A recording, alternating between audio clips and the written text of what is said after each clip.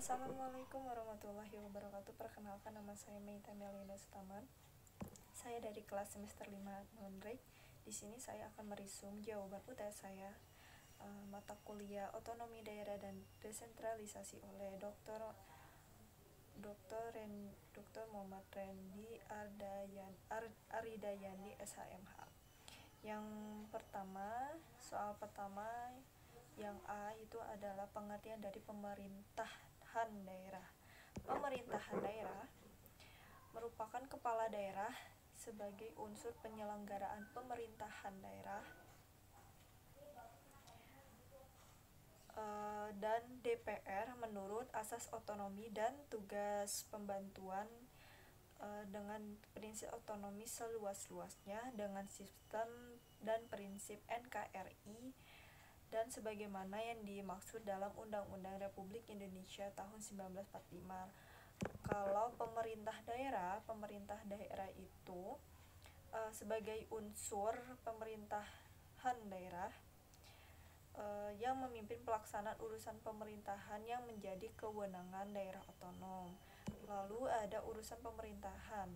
Urusan pemerintahan itu dibagi menjadi dua, yaitu urusan pemerintahan wajib dan pilihan. Pemerintahan wajib itu menjadi urusan pemerintahan yang berkaitan dengan pelayanan dasar dan pelayanan yang tidak berkaitan dengan pelayanan dasar. Lalu di sini ada otonom daerah atau otonomi daerah. Itu hak, wewenang, dan kewajiban daerah otonom yang mengurus sendiri urusan pemerintahan dan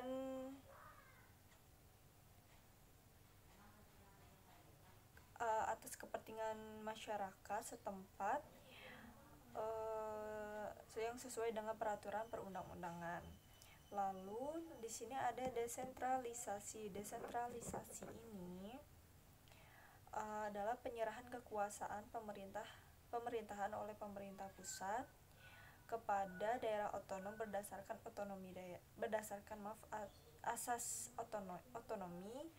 Dengan adanya otonomi ini bagi suatu pemerintahan, sebenarnya istilah keorganisasian yang secara sederhana dan didefinisikan sebagai penyerahan kewenangan. Lalu ada dekonsentrasi. Dekonsentrasi ini adalah kegiatan penyerahan berbagai urusan dari pemerintahan pusat kepada badan-badan lain. Lalu di sana ada tugas pembantu atau tugas pembantuan, yaitu menugaskan dari pemerintahan pusat kepada daerah otonom untuk melaksanakan sebagian urusan pemerintahan yang berwenang pemerintah pusat untuk melaksanakan urusan pemerintahan yang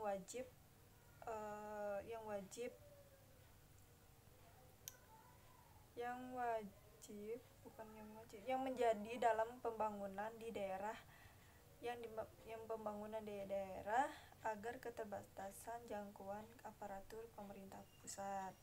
Lalu di sini nomor 2, pertanyaannya itu yang dimaksud dengan asas-asas yang telah. Lalu saya akan menjawab pertanyaan yang nomor 2, yang dimana sebutkan asas penyelenggaraan pemerintah negara dalam Undang-Undang 23 tahun 2014 tentang pemerintahan daerah. Jelasan dari nomor 2, yaitu daerah yang merupakan Undang-Undang nomor 32 atau Undang-Undang 32 tahun 2000 menyebutkan bahwa kepala daerah dan DPR dibantu oleh perangkat daerah yang berpedoman pada asas penyelenggaraan pemerintahan negara yang terdiri dari kepastian hukum, tertib penyelenggaraan negara, kepentingan umum, keterbukaan, profesionalitas, akuntabilitas, efisiensi, efektivitas, dan keadilan. Lalu di sini saya akan menjawab nomor 3 tentang perda yang saya resume atau resume waktu yang telah diupload di YouTube itu.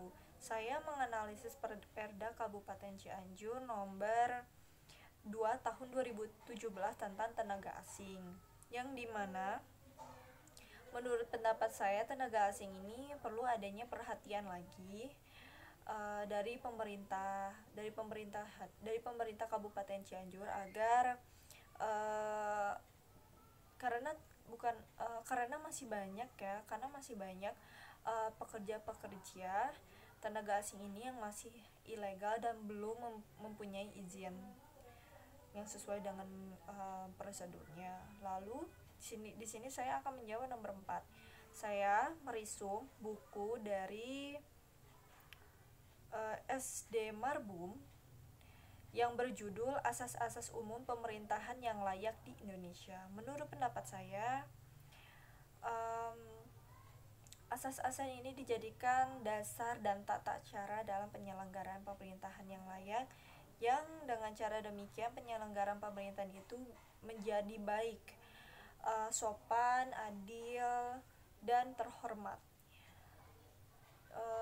Lalu UPL ini atau asas-asas umum pemerintahan yang layak ini berkembang di Belanda pada tahun 1950 dan mengadakan penelitian jurisprudensi Belanda. Hal ini dilakukan atas permintaan rakyat terhadap perlindungan hukum bagi rakyat Belanda. Sekian resum jawaban UTS saya. Mohon maaf bila ada kesalahan. Wassalamualaikum warahmatullahi wabarakatuh.